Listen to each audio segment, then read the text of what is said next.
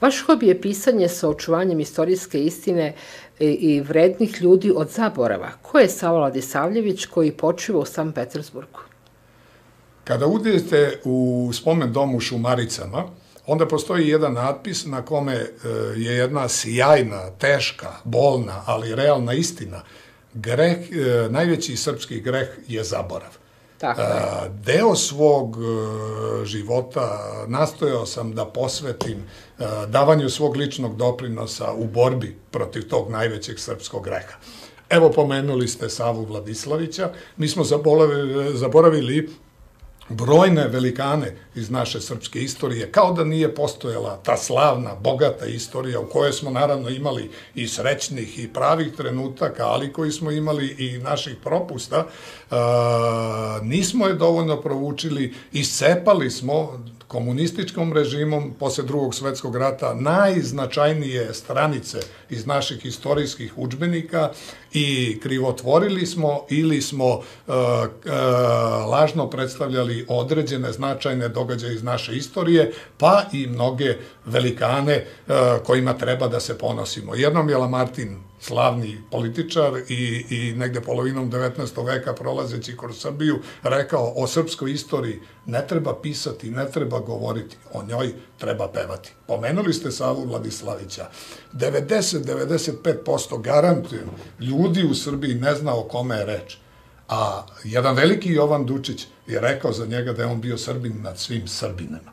Dakle, jedan čovek koji je bio desna ruka slavnog Petra Velikog, tvorca carske ruske imperije, desna njegova ruka i jedan od najznačajnijih ljudi upravo za saradnju sa Petrom Velikom i stvaranjem te moćne Rusije. Zahvaljujući Savi Vladislaviću, Srbinu iz Svetosavske Hercegovine, Rusija je, posle 2 godine pregovora koje je Sava vodio sa Kinom i sa kineskim predstavnicima, Sibir je ostao trajno u rukama Rusije. A dobro se zna šta se, kakvo rudno blago i kako je bogatstvo Sibir danas i koliko se centri svetske moći bore da to oduzmu od naše bratske Rusije. Zahvaljujući Savi Vladislaviću formirana je najmoćnija obaveštajna služba u svetu. Dakle, polovinom, krajem 17. i početkom 18. veka. Sava Vladislavić je bio i čuveni vojni strateg, zahvaljujući čijoj strategiji i na čiju inicijativu je konačno Petar Veliki savladao i trajno porazio tada moćnu švedsku carevinu. Sava Vladislavić je bio i čovek, projektant prve inflacije u svetu. Projektovao inflaciju da bi ruska carska vlast dodatnim štampanjem novca proizvela neophodno naoružanje i savladala moćnu Tursku, pa od poseda i od novih poreza vraćeno je ono doštampavanje, normalan tok novca je krenuo i Rusija je ostvarila svoj veliki cilj. Vidim ja da ćemo mi uskoro imati još jednu emisiju gdje ćemo nastaviti svu ovu priču koju smo sada započeli. A šta je vas motivisalo da napišete knjigu Narodni budilnik koju ste promovisali 10. aprila leta gospodnjeg 2014. u Ruskom domu u Beogradu? Samo ime govori da mislim da je krajnje vreme da se osvestimo i da ako je u stanju onaj najveći nihilista svih vremena Niče da kaže da narod koji ne poštuje svoju istoriju i nije proučio osuđen je da nema budućnost, da i mi to učinimo. Inicijativa za tu knjigu nije potekla od mene.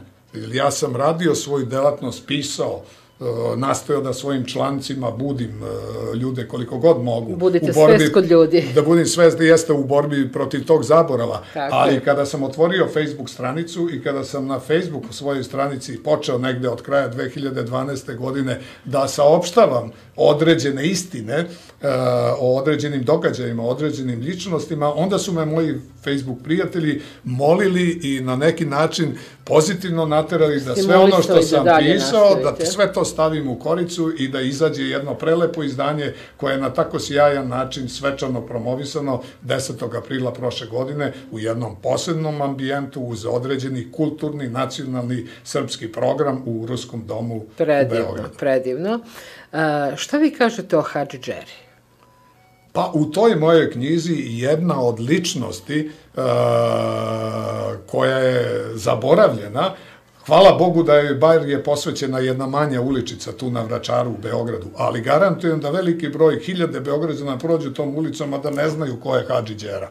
A radi se o jednoj od najumnijih ličnosti kraja 18. i početka 19. veka, Georgiju Đorđeviću, igumanu manastira Moravica, kojeg su u to vreme većina Srba koji su ga poznavali nazivali Svetom Savom toga vremena. Karađorđe Petrović ga je izuzetno poštovao i nijednu kapitalnu odluku nije donosio bez savjetodavne uloge i konsultacije sa Hadži Đerom. Pošto je imao neverovatan uticaj i kao prosvetitelj i kao svešteno lice, kao iguman, ali i kao narodni tribun, Dahije su ga se najviše bojale i kada su osjetile da se priprema pobuna protiv njih, prvi čovek koji je stradao na kukavički način od strane Dakija bio je Hadži Đera. Nekoliko dana pre one tragične seče naših knezova i uglednih Srba, ubili su ga u sred molitve, mučki sa leđa i nakon toga krenuli u pokolj. A Vardarevu ulicu pamtimo po nemilim događajima koji su se desili na ime bombardovanja kojeg su bila, u neko prošlo vreme.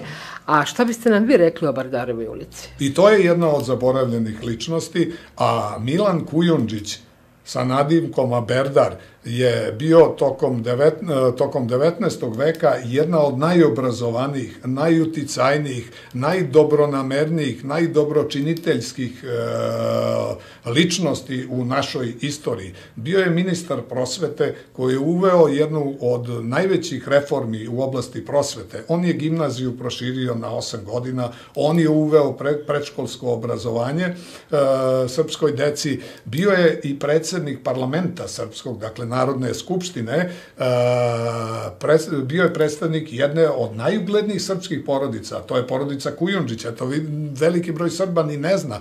Njegova rođena sestra bila je udata za takođe legendarnu ličnost srpsku Stojana Novakovića.